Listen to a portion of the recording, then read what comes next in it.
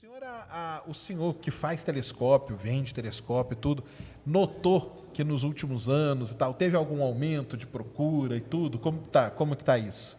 Deu para notar alguma coisa assim? Deu para notar, sim. Realmente houve um incremento muito bom. A titular de vista do ponto de vista de um professor como eu, né? Eu já sou um professor. Então, eu notei um grande interesse, pelo menos na astronomia, o que nos deixa muito felizes, porque o brasileiro era muito ausente desses tipos de conhecimento, astronomia e astronáutica, né?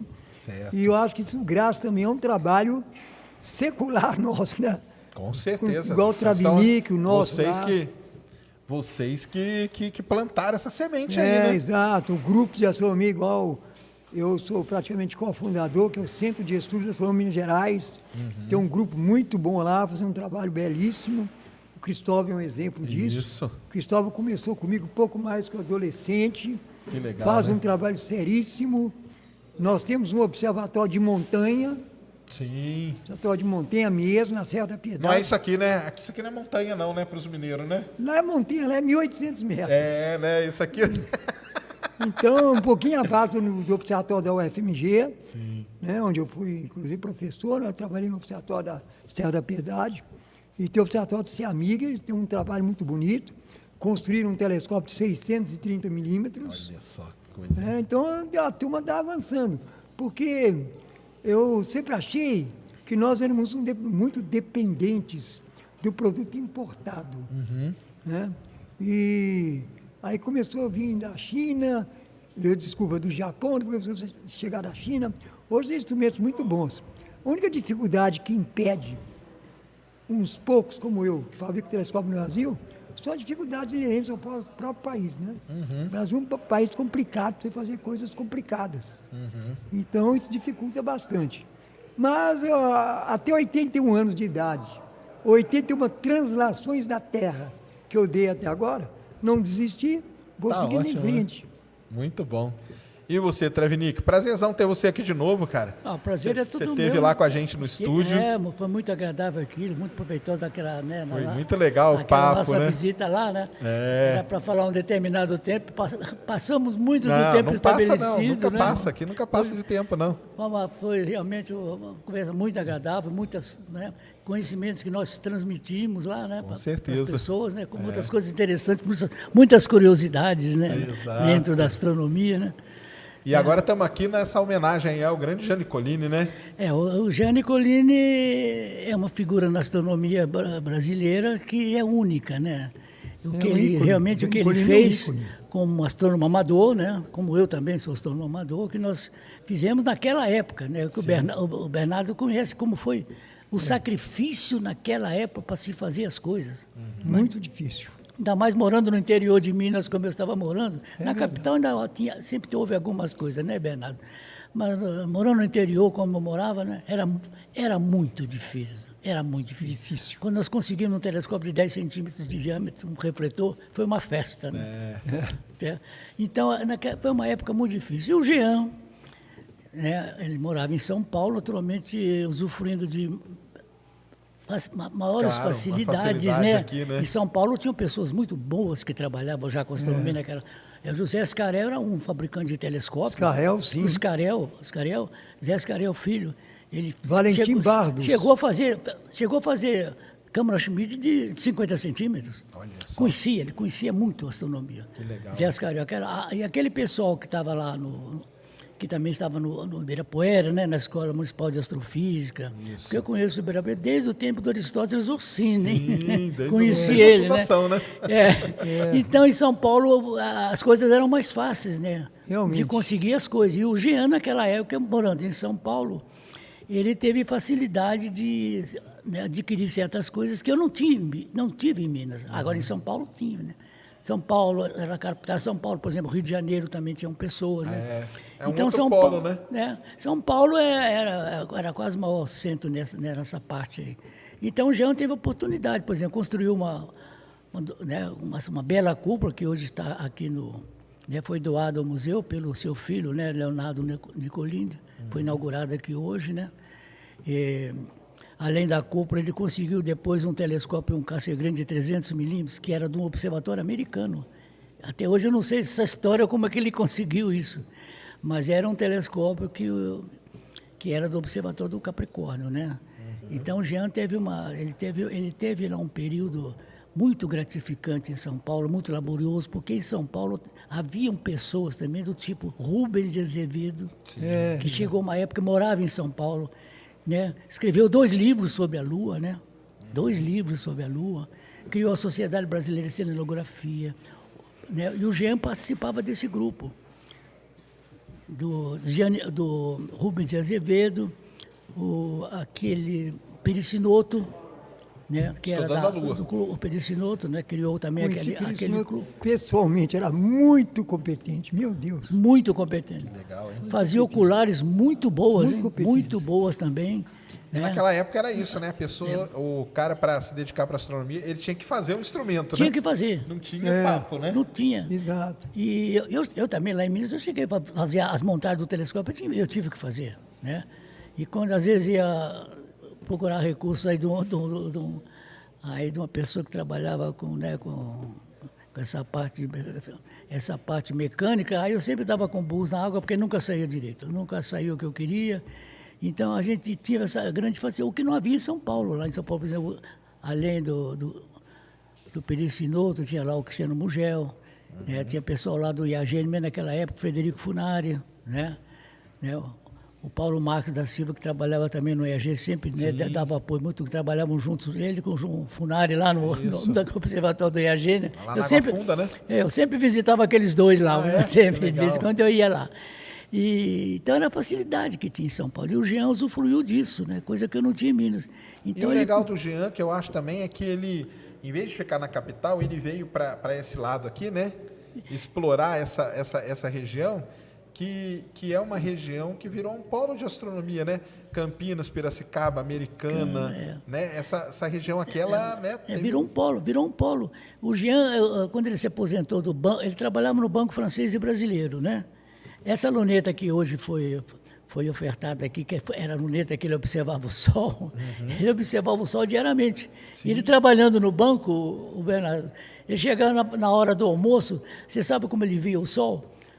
Quase do banheiro do banco. Ele colocava...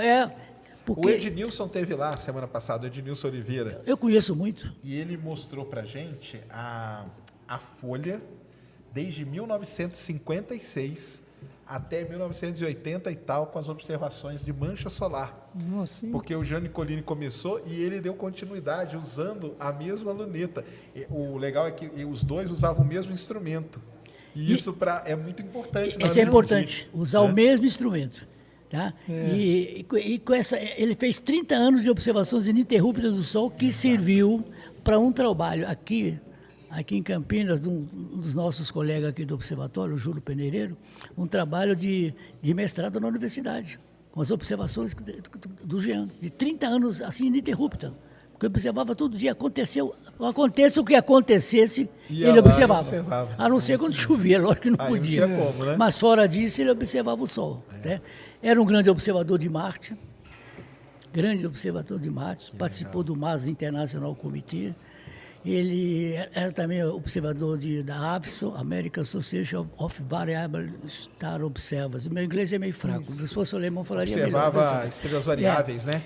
Que é muito importante, né? Importante, ele participou, viu? Ele participou de um programa do Observatório Francês de Meudon, em fotografias ultravioleta, do planeta Vênus. Sim. Que eles queriam, através de observações do planeta, ver certas manchas que às vezes apareciam lá para calcular a rotação de Vênus. E graças a isso, ele foi agraciado, foi laureado pela Sociedade Astronômica da França, com o prêmio Georges Bidault de Isler, que foi entregue no planetário do Ibirapuera pelo cônsul francês que estava aqui. Né? Demais, hein? Eu sei um pouco dessa história, né? É história demais, hein? História. Então, o Jean, como eu, assim, fomos pessoas, que nós nos dedicamos às observações práticas, aquilo que a gente podia usufruir cientificamente das observações. É o que eu fazia em Minas, quer dizer, nós não atendíamos escola, não atendia público, não fazíamos nenhuma dessas atividades, mas só trabalho científico. né? E graças a isso é que eu fui convidado para vir para Campinas.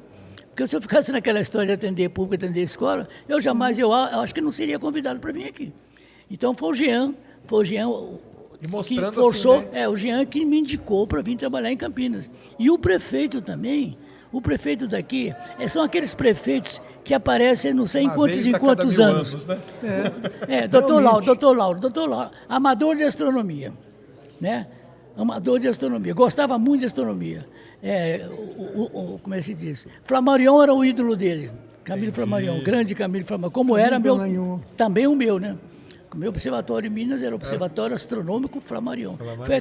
Foi a literatura, foi os livros do Flammarion que embevecia a gente, sabe? Aquela poesia e aquelas coisas. Era uma coisa impressionante, né? Quando a gente lia aqueles livros, ficava encantados, né? Com certeza. E o doutor Lauro, que construiu o observatório, ele também gosta, né? Ele criou o seu observatório, porque só mesmo uma pessoa assim, né? Para investir nisso, né? Exatamente. Ele tinha... O doutor Lauro, na casa dele, tinha telescópio, ele tinha fazenda, porque ele não faleceu, o doutor Lauro ainda é vivo, né? Nós temos praticamente a mesma idade, né? O doutor Lauro, né?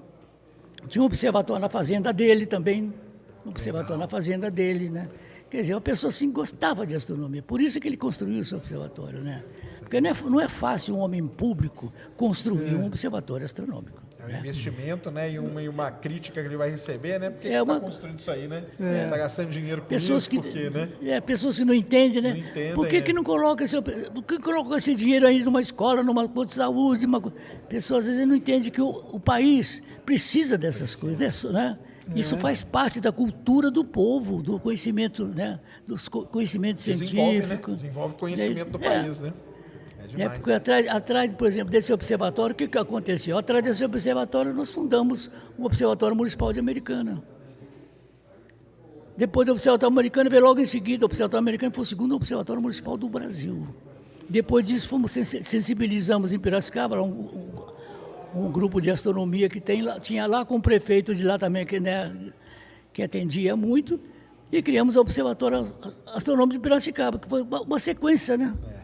Então, e aí desenvolveu a região, né? Essa região aqui, às vezes eu falo para as pessoas, porque é uma região, Bernardo, é uma região aqui que no Brasil existem poucos. Por quê? Olha, veja bem. Aqui tem um observatório municipal. Tem esse espaço maravilhoso que aqui no Brasil não se encontra uma coisa igual tem o MAS aqui, que tem um radiotelescópio que recebe sinais, um espaço desse que tem planetário. Tem pavilhão solar para ver protuberâncias no Sol, além das manchas, protuberâncias solar. Tem um astroteatro, né? Tem acampamento, quem quiser fazer aqui tem a virada astronômica, pessoas que vêm acampar aqui, ficam a noite inteira observando, né? Trilha ecológica, quem gosta de aliar as belezas do observar o céu também com a natureza, entendeu? Aquele espaço Gaia, onde você tem aqui, eu acho que é talvez o único. Falando, para ver se conquista o senhor para mudar para cá. Ó. Eu acho que ele está falando isso, hein? Não é não? Ainda mais agora, que estou montando mais um observatório aqui. É o terceiro observatório que eu montei em São Paulo. Olha aí, ó. Estou montando um agora em Santa Cruz das Palmeiras. Olha que legal. Observatório com cúpula e tudo. Ele também é um plantador de observatório. Sim, com certeza. 15 até agora. Aí, ó. Aqui tem uma coisa que talvez é única também, que talvez não vai encontrar outro lugar, não. Aqui tem uma Via Láctea de 6 metros de largura, que é a coisa mais maravilhosa. Ela mostra a Via Láctea, depois ele muda a luz, mostra a quantidade gigantesca de estrelas que tem aqui. É uma imagem assim que a certo ponto é filosófica, sabe? Com certeza. Ele sempre é. Você parar ali e pensar muito, né? Pensar sobre muito a vida, naquilo né? lá. Então, são coisas que tem aqui, né? Que esse espaço tem aqui. Você não encontra isso aí no Brasil fácil. Né? Um radiotelescópio com antena de 10 metros que recebe sinais. Então, não tem. Entendeu? Isso é único. E é único mesmo. E ele criou coisas aqui maravilhosas, essas imagens da mitologia dos planetas, por exemplo, que tem aqui, né? A questão do sistema solar. Aqui um espaço dedicado aqui à conquista lunar, né? Que até colocou meu nome. O espaço Nelson Travenick. Então, são coisas assim que marcam, né? Que fazem desse lugar um lugar, assim, vamos dizer, especial para as pessoas virem conhecer as belezas do universo, os mistérios e as belezas do universo. Então, essa região aqui, veja bem, nós temos um planetário aqui no Parque Taquaral, um ZAIS. Tem um planetário na Fundação Adriane, que é uma fundação que tem aí. Aqui tem um planetário. Então, aqui, somente em Campinas, aqui nós temos 3 planetários. Aqui tem esse observatório municipal. Tem esse espaço aqui, o MAS, né, museu. O que mais que nós temos aqui? Temos... Americana, né? Americana está ao lado, já é praticamente dessa região, né? Isso. Né? Se você quer um pouco mais além, você tem Amparo. Amparo, isso que eu ia lá falar. você tem Amparo. observatório, tem um observatório lá, o Bernardo, um espelho comprado na Alemanha de 64 centímetros. Eu acho que é o maior espelho particular do país, está aqui em Amparo. Tem planetário lá. Tá vendo? Tem planetário. Tem instrumentos especiais para você, telescópios especiais para você ver o Sol, né? As manchas solares, as protuberâncias do Sol também tem. Se você quer fazer alguma coisa ali, se você quiser fazer um lanche, qualquer coisa, até restaurante lá tem. Não, ali em Amparo é demais. Em Amparo, é do meu colega Carlos Mariano, né? Então, é uma região que tem essas coisas todas, né? E que faz aqui essa região é uma região especial. É uma região que eu não vejo no Brasil, uma região com tantas coisas assim, sabe?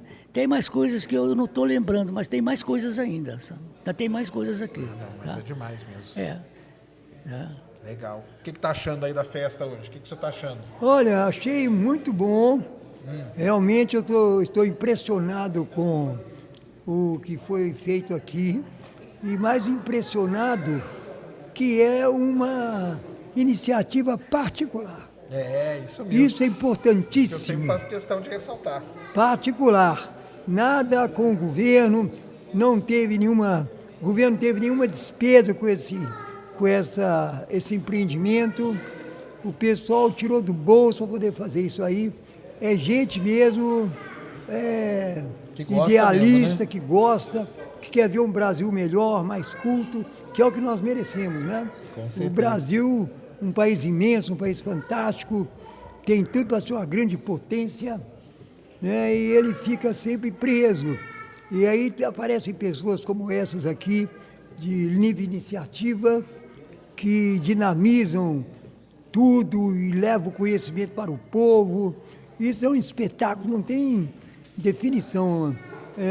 Vocês aqui em São Paulo, pessoal aqui do MAS, aqui de Campinas, estão de parabéns, viu? Merece nosso aplauso e nossa admiração. E eu espero que seja exemplo para outras cidades do Brasil, né, que tenham, porventura, este interesse. Eu estou montando um observatório aqui também em São Paulo, e o moço tem também um grande interesse. Vamos ver até que ponto ele dá conta de fazer alguma coisa lá. Legal. Né? Aonde que é? Santa Cruz das Seu Palmeiras. Palmeiras. Entendi. Qual que é o tamanho? Eu estou construindo para ele uma cúpula de 4,30 metros Caramba. de alumínio, e vai ser toda automatizada. Estamos vendo aqui que o telescópio vai colocar, e ele tem um projeto mais amplo, natureza. Entendi. E talvez seja até interessante ele conhecer o que foi feito aqui no MAS, Para se inspirar, né? se inspirar e ele tomar como exemplo, fazer alguma coisa, não vou dizer semelhante, porque aqui o empreendimento é grandioso, dentro daquelas posses que ele tem, né? Sim. Mas é muito importante, viu? Porque o espaço físico que ele tem realmente é imenso. Olha só. É muitas vezes maior que o espaço físico do Barras. Mas é uma fazenda gigantesca. Mas ele tem um acervo ali assustador. O avô dele era amigo de Santos Dumont. Caramba. E ele tem dedicatórios de Santos Dumont para o avô dele.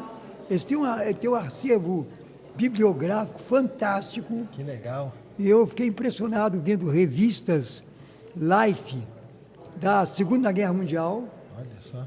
Sabe? Ele tem uma quantidade absurda de livros. O avô mostra, pela que a gente vê, pelo acervo, que era uma pessoa muito culta. O pai dele, já falecido, né, do moço lá, do jovem, relativamente jovem, tem uns 40 anos, também era pessoa muito culta. Então ela tem um acervo fantástico, que precisa levar pessoas a conhecer e as maravilhas que tem ali, sabe? Que legal, hein? E eu espero que ele consiga, como é uma iniciativa particular, que ele consiga levar avante o projeto. Estou dando Tomara. uma força para ele, né, para que ele consiga isso, e vamos ver como fica, né?